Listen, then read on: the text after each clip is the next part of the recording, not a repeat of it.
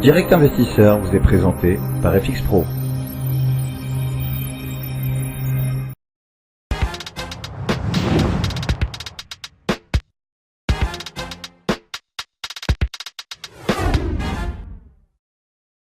Et nous sommes de retour sur Direct Investisseur et nous accueillons Benoît Rousseau, trader et fondateur du blog Enlil. Rebonjour Benoît.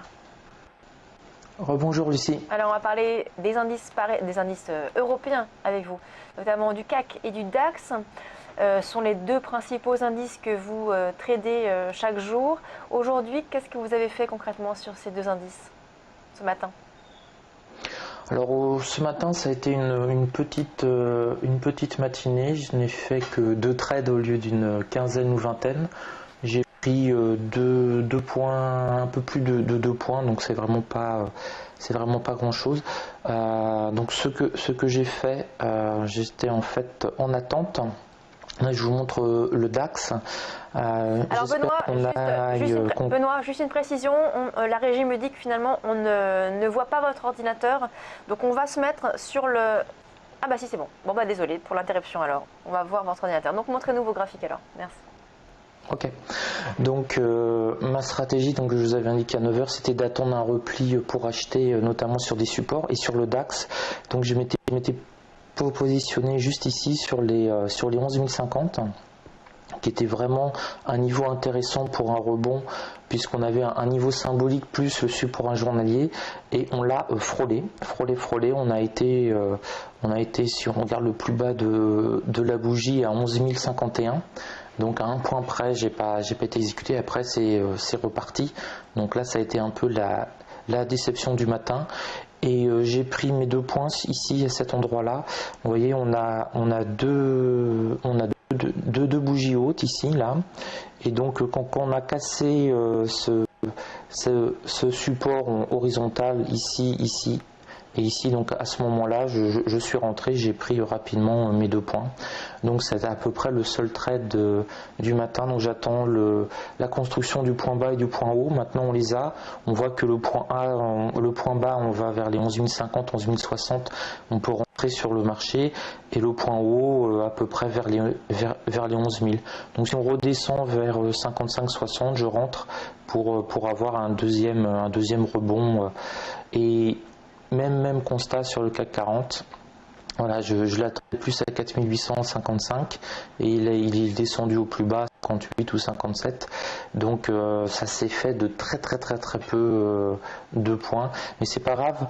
On a en fait nos canaux pour la journée. On voit à peu près le point bas sur le CAC qui va être vers les 4850-55 et le point haut, les 4009 qu'on a du mal à refranchir. Donc je vais essayer de faire une ping-pong sur ces zones-là tranquillement, sachant qu'il n'y aura pas beaucoup de volatilité, donc c'est plutôt pas mal. Même si j'ai pas pu rentrer, mais bon, ça arrive des fois. Vous mettez vos ordres et puis vous n'êtes pas exécuté à quelques points près, mais c'est la bourse. Demain, je serai exécuté, tout ira bien. Donc du coup, aujourd'hui, séance, on va dire à peu près calme, selon vous. Comment est-ce que vous allez une séance de range, gérer justement dans cette journée? Oui, en fait c'est parce qu'on arrive sur cette semaine de Thanksgiving où en fait alors il peut y avoir un événement géopolitique qui va absolument tout bouleverser ou une nouvelle inattendue, mais normalement c'est une petite mort lente cette semaine. La volatilité diminue de plus en plus. On est dans des ranges qui vont être de plus en plus étroits. Et puis jeudi, vendredi, on va se battre sur le CAC 40 sur 10 points quasiment. Donc là, ce qui est bien, c'est qu'on a, je pense, le range qui est déjà construit. On a nos points bas là vers les 4850, 4860 sur le CAC 40 et on a, on va dire, le point haut, médian, la S1 journalière.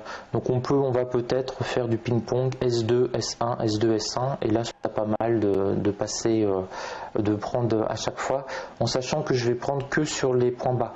Parce que comme on est quand même sur une tendance plutôt optimiste depuis plusieurs semaines, on a plus de chances d'avoir un rebond beaucoup plus franc et plus de risque d'avoir un breakout, une cassure de la S1 pour monter encore plus haut. Donc je préfère acheter en ce moment les points bas sur le marché pour profiter des rebonds. D'accord.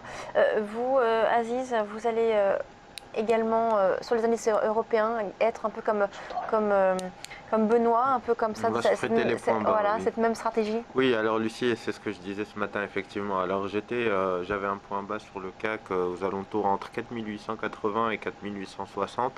On voit qu'on est plus proche de 4860, qu'on n'est pas sous ces 80.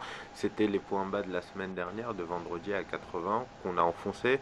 On va chercher les 60. Les 60, pour moi, c'est le niveau auquel il faut se positionner sur le CAC 40 et c'est ce niveau-là que je vais surveiller pour aujourd'hui. Si jamais on passe en dessous, là, effectivement, on pourrait avoir peut-être 20 ou 30 points en direction. On sait que la zone pour moi qui sera la dernière garante de cette tendance haussière pour aujourd'hui sur laquelle on peut rebondir, c'est les 4840. Mais globalement, tant qu'on est sur ces zones de prix, on peut effectivement essayer de se positionner pour voir un rebond, scruter les points bas. Je suis assez d'accord avec Benoît quand il dit qu'on a cette zone maintenant 4900 qu'on a du mal à franchir et donc on peut évoluer dans cette zone-là de 40-50 points. Benoît, on a donc cette semaine particulière avec Thanksgiving, on a également surtout les banques centrales qui vont arriver bientôt, là c'est dans quelques semaines, la BCE d'abord et ensuite la Fed. Ça va impacter les marchés selon vous? Est-ce que les marchés, on a l'impression, anticipent en tout cas ce relèvement des taux de la Fed? Est-ce que vous pensez que ça pourrait du coup entacher la tendance haussière qu'on a eue sur les marchés, notamment américains? C'est la grande question. De toute façon, ça aura un impact, ne serait-ce qu'en intraday, de manière extrêmement violente, comme à chaque fois. La grande question, c'est cela. Si on augmente les taux, est-ce que les marchés vont se retourner et réagir négativement? Alors, a priori, pour le moment non, puisque quand on a beaucoup d'échos envoyés par la Fed, comme quoi ils vont relever, peut-être même un peu plus vite qu'on pense, etc., les marchés réagissent plutôt bien. Donc ça montre que l'économie américaine va bien, mais surtout On peut rester aussi. Ouais, au moins se maintenir. Je pense que si vraiment une baisse, ce sera en janvier ou février 2016 avec les résultats des entreprises américaines sur le quatrième trimestre 2015. Là, on monte lentement, on stagne un petit peu sur le CAC 40, donc c'est plutôt positif. Parfait. Et puis, il y a vraiment une chose qui est importante, je pense, qui est intégrée, c'est que la Fed ne fera plus la bêtise qu'a fait Alan Greenspan de monter les taux beaucoup trop vite. Puisque à l'époque l'économie américaine allait trop vite, il a monté les taux extrêmement rapidement et on a connu le crack tout simplement de l'économie américaine et mondiale. Donc je pense que les marchés ont bien compris que ce soit Ben Bernanke et puis Janet actuellement, ils ont bien compris qu'il ne fallait pas refaire la même erreur qu'Alan Greenspan. Merci Benoît, je vous coupe. Donc s'ils montent les taux, ce sera avec je vous coupe Benoît, désolé.